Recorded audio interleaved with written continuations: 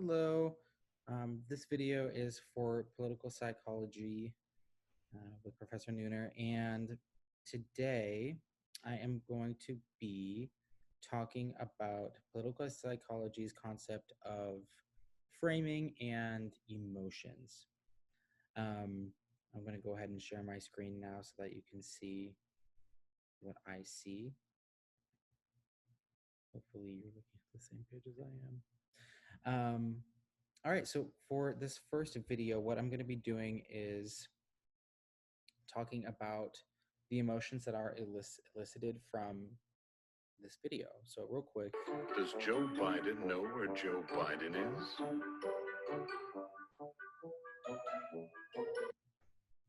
And I mean, that's it. It's a quick, 10-second long clip of Joe Biden that was published on Donald J. Trump's YouTube channel. And so, as we know, YouTube is a huge platform for video streaming and video sharing now.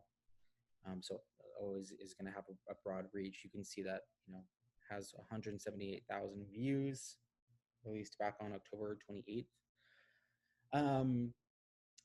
So in a political psychology sense, this frames Joe Biden as an unqualified, candidate for presidency. It might be a little bit fear-mongering, and I'll get into that, but just in a framing sense, it sets up Joe as somebody who can't, obviously stay up late or doesn't know where they are.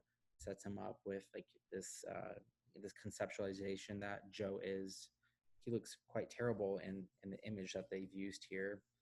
And then also the clown music, the circus music in the back makes it sound quite almost comedic too. So makes him sound like a joke. That's how I interpret it, as at least framing wise. But when we talk about the incorporation of emotions in consideration to political smear campaigns or smear ads like this one, we might think that this could be potentially fear mongering because, if you are, say, a hardcore conservative or Republican even, that is juggling or trying to justify or somehow even just, rationalize thinking about Joe Biden as a president, and they see this, they'd be like, wow, the way that I would work through that at least is, it's a little fear mongering because I don't want somebody who's so incompetent, the whole Sleepy Joe narrative, to become president. And that's another way of like talking about framing. It's like, what is the narrative around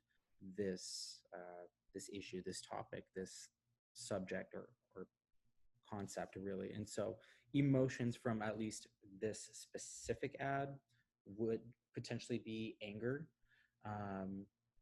comedy a little bit. I got mostly comedic vibes, emotions from this one because it's like, wow, that's just a laughing stock. That's a joke. The clown music, the whole angling of Joe and everything like that. And so little things like this, and especially considering, potentially the target audiences too, this could potentially reach undecided younger voters who are likely to be on YouTube or see things like this, or potentially viewers on Facebook, how Facebook will have, YouTube videos in like this like queue. So like this could play if it could be a next video that's queued up on like maybe some conservative Facebook channel of some sort. So I feel like this is obviously consumable by anybody that's using the internet nowadays, but smear campaigning with emotions is obviously to elicit fear and illegitimacy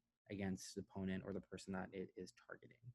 So with that being said, thank you so much for your time and your patience with me today. If there are any other questions about emotions and framing, please let me know.